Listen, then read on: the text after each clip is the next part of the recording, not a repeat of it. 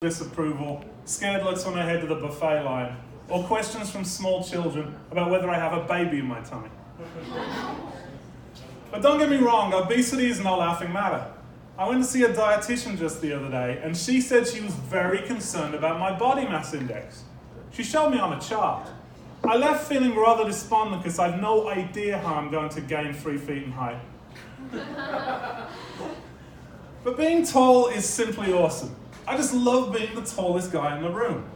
Now, this doesn't happen to me very often, but if there's someone there that may be taller than me, the wheels come off a little. If I'm with someone, I discreetly sidle up to the other guy so my companion can tell me who's tallest. If it's me, I sashay around with a smug grin on my face. If it's the other guy, I slink off feeling dejected, and I look for a short person to loom over. This always puts the smile right back on my face. So, another thing that people notice about me is that I'm not from around here.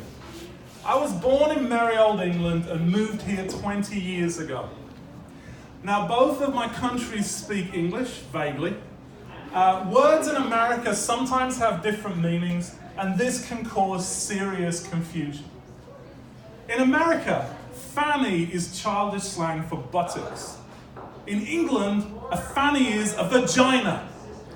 You can imagine my confusion when an American friend told me she'd been on a long bike ride and her fanny was still sore. How the hell were you sitting on the saddle, lady? Staying on the subject of genitals, to the English, beavers aren't remotely sexual. In fact, the youngest Girl Scouts are called Beaver Scouts and are led by a grey beaver. It's a bloody good job they don't do Girl Scout cookies in England, because I'm not sure I can handle beaver Thin Mints. In England, rubbers are used to erase pencil marks. Not here, which explains the strange response I got when, before a test, I told an American classmate that I didn't have a rubber and asked if she had a spare I could borrow. An invitation to be her study partner might have made more sense before the test. My favourite dessert from England has a very strange name.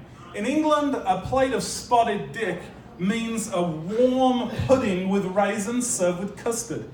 Here, a spotted dick means get your ass to the doctor as soon as you can. And this one still makes me cringe a little 20 years later. In England, we refer to cigarettes by a name that means something very different here. I learned pretty quickly that it's not the best move to ask an American if they'd like to join you outside because you're desperate for a fag. So we've heard from a couple of people today, and this is surprisingly topical. I'm a lawyer. I make my living. That's how I make my living. And one of the worst things about being a lawyer is that people are always asking for free legal advice, and it drives me nuts. But I do like to be accommodating where I can. So I'd like to talk to the gentlemen of the room, one or two of you in particular, if you're still around, about dick pics. Because, as we've heard, Texas recently criminalized it. Now, it's only a Class C misdemeanor, not a felony, although if it's large enough it might be. I don't know whether it'd get aggravated. You won't do hard time. But a stiff fine might still deter would-be members of the penile paparazzi. A little known part of the law is that it also criminalizes clothed erections.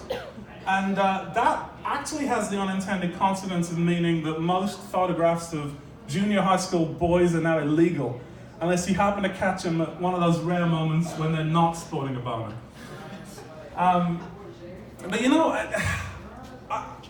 Although this uninvited dick is the scourge of online dating, I feel for the ladies in the room. I don't have a complete lack of sympathy for gentlemen caught cocks akimbo. So I'd like to announce that I'm prepared to represent you for free as part of my pro bono practice. I'll stand up for you in court. I'll argue against the DA if he says, if she did not ask for the dick, you must convict. I'll help you beat the rap if you tweet your meat.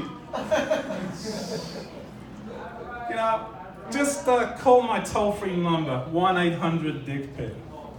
And, this isn't a problem that occurs for me personally. I mean, it's not my best look. I'd have to navigate around the beer gut, and it's not my best side. And my wife found out about the law, my wife of 10 years, and she told me in advance that she didn't consent. Apparently seeing my penis once a month is quite enough for her.